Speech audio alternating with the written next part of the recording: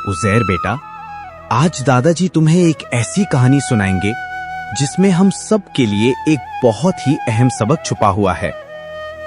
ये कहानी एक बूढ़े किसान की है जो एक छोटे से गांव में अपने बेटे के साथ रहता था।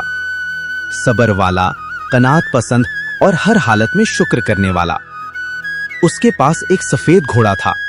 लोग कहते, बाबा जी ये घोड़ा बेच दो, तुम्हें अच्छी कीमत मिलेगी। लेकिन बाबा जी कहते, नहीं, ये मेरा दोस्त है, मैं इसे कैसे बेच दूं? फिर एक दिन घोड़ा अचानक भाग गया।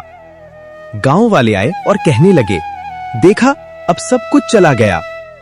बाबा जी मुस्कुरा दिए और सिर्फ इतना कहा, पता नहीं ये नुकसान है या फायदा, वक्त ही बताएगा।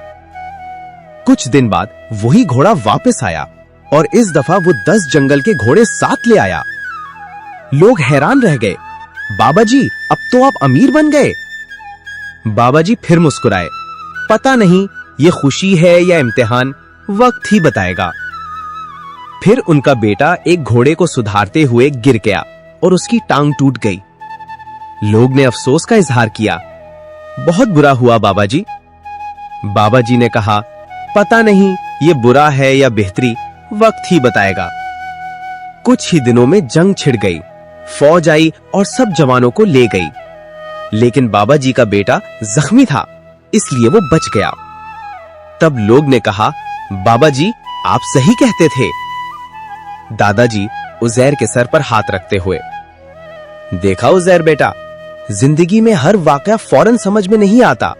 कई बार जो बुरा लगता है, वक्त गुजरने पर वही हमारे हक में बेहतरीन साबित होता है। इसलिए हमेशा सब्र रखो और हर हालत में अल्लाह का शुक्र करो। चलो अब आंखें बंद करो और मीठे ख्वाबों में चले जाओ। कल फिर एक नई कहानी सुनाएंगे।